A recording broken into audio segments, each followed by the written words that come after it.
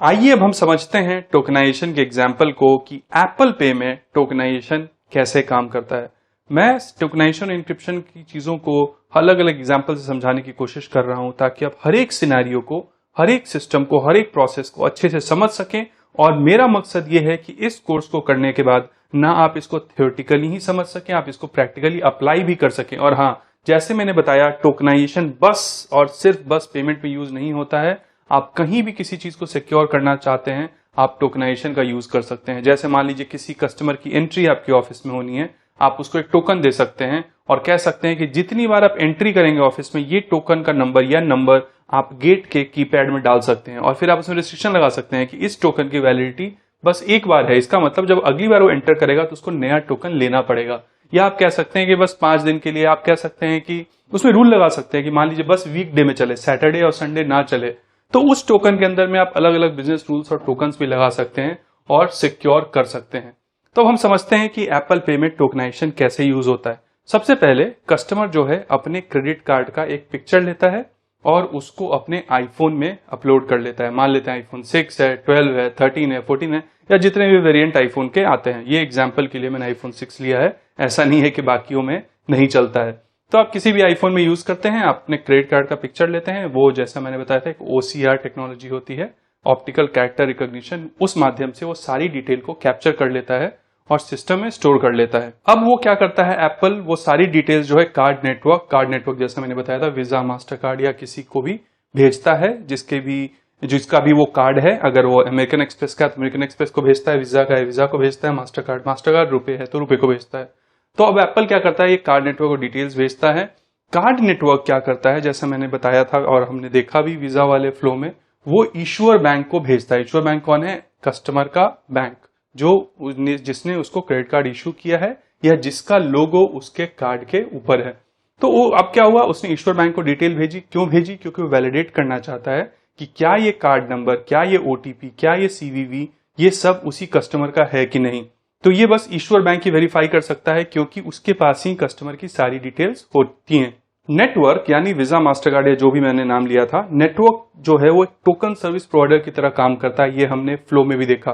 तो नेटवर्क क्या करता है, टोकन सर्विस प्रोवाइडर होने के नाते एक टोकन जनरेट करता है, जिसको मैंने पहले भी बताया था, एप्पल बोलता है डैन या डिवाइस अकाउंट नंबर। ये एप्पल पे के लिए यूनिक है। तो डैन जनरेट करता है, जो कि एक टोकन ही होता है, उन्होंने अपना नाम दे दिया है जिसको बोलते हैं डिवाइस अकाउंट नंबर। तो एप्पल पे एक डैन जनरेट करता है और एक टोकन की जनरेट होता है।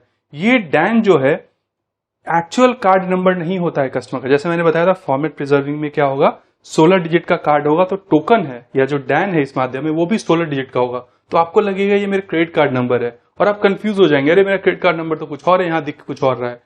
तो इस चीज को अब जब भी आप देखें आपको समझ में आ जाएगा, वो आपका डिवाइस अकाउंट नंबर या डैन है और एक टोकन है, आपका एक्चुअल कार्ड नंबर नहीं है।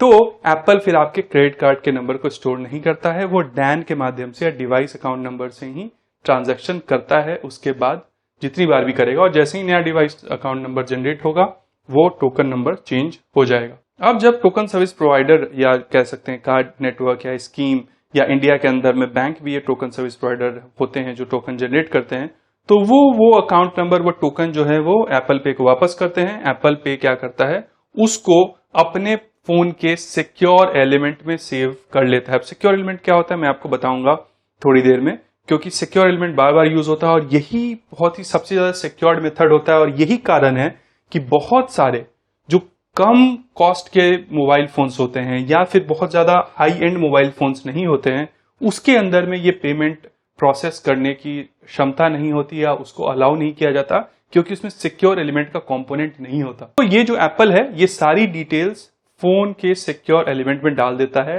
इसका क्या मतलब होता है, सिक्योर एलिमेंट में डालने का फायदा क्या होता है कि कोई भी अगर फोन चोरी कर ले तो USB लगा के या किसी भी चीज को लगा के वो आपका Dan number, device account number या बाकी डिटेल्स चोरी नहीं कर सकता है। ये सिक्योर एलिमेंट कैसे काम करता है ये मैं आपको समझाता हूं। ये सिक्योर एलिमेंट जो होता है वो टेम्पर रेजिस्टेंट प्लेटफॉर्म की तरह होता है। एक चिप, एक माइक्रो कंट्रोलर होता है, बिल्कुल एक छोटा सा चिप होता है कि इस चिप की एंट्री जो है वो बहुत ही कम एप्लीकेशंस को होती है। जैसे उन्होंने डिफाइन कर दिया कि इस चिप के अंदर जो इंफॉर्मेशन है वो बस कोई पेमेंट कंपनी ही यूज कर पाए, जैसे एप्पल पे यूज कर सकता है, सैमसंग पे, यानी जो रजिस्टर्ड एंटिटीज हैं, जो ऑथराइज्ड एंटिटीज हैं, वही इस सिस्टम के अंदर एंटर करके उसके डैन को रीड करके इंफॉर्मेशन प्रोसेस कर सकती है। इसका मतलब एप्पल फोन के ऊपर अगर मान लीजिए बहुत सारे एप्लीकेशन हैं और पेमेंट का भी एप्लीकेशन है, इसका ये मतलब नहीं हुआ कि स्विगी जोमेटो जिसको मन करेगा वो सिक्योर एलिमेंट से जाके डिटेल्स निकाल के ले आएगा। इसका ये मतलब है कि जो ऑथराइज्ड एंटिटीज हैं, जो एक ऑथराइज्ड पेमेंट है, जो एक सर्टिफाइड पेमेंट कंपनीज हैं, वही इस डिटेल्स को कैप्चर करके सारी पेमेंट की रिक्वेस्ट ले सकती है उस डैन के माध्यम से। इस सिक्योर एलिमेंट की जो कैपेबिलिटी होती है वो किसी भी एप्लीकेशन को होस्ट कर सकता है सिक्योरली, उसकी कॉन्फिडेंशियलिटी मेंटेन कर सकता है, उसको क्रिप्टोग्राफिक या आप कह सकते हैं की मैनेजमेंट। की मैनेजमेंट का क्या मतलब हुआ कि हर एक डिवाइस या हर एक एप्लीकेशन जो कि एक आप कह सकते हैं रजिस्टर्ड है, उनका एक की होता है। जैसे मैंने बताया था, की यानी पासवर्ड या यूनिक की होता है जो किसी और को नहीं मिलता। उस की के माध्यम से वो आइडेंटिफाई करता है कि हाँ ये एक पेमेंट कंपनी है, हाँ ये एक रजिस्टर्ड एंटिटी है, तभी वो उसको अलाउ करता है कि आप हमारे सिक्योर एलिमेंट में एंटर कर सकते हैं और ये इंफॉर्मेशन निकाल सकते हैं। अगर वो की नहीं होगी तो एप्लीकेशन नहीं एंटर कर पाएगा, वो पेमेंट एक्सेप्ट नहीं कर पाएगा एप्पल पे के माध्यम से। अब इस जो सिक्योर एलिमेंट है ये बनाता कौन है और कैसे जाती है, तो ये बहुत ही ट्रस्टेड स्पेशलाइज्ड एंटिटीज होती हैं जो कि स्पेशलाइज करती हैं इस तरीके के क्रिप्टोग्राफिक, टोकनाइज्ड और सिक्योर सिस्टम्स को बनाने के लिए। तो एप्पल पे के अंदर में सिक्योर एलिमेंट होता है, वो एक छोटा सा चिप होता है जो कि सारी डिटेल्स को स्टोर कर लेता है अपने मोबाइल डिवाइस के अंदर भी। बहुत सारी कंपनीज क्या करती हैं, कहती हैं कि हम सिक्योर एलिमेंट को मोबाइल डिवाइस के अंदर नहीं रखेंगे, हम उसको एक क्लाउड में रखेंगे। क्लाउड में रखने का क्या मतलब हुआ कि इंटरनेट पे के माध्यम से हम उसको ट्रांसफर कर लेंगे।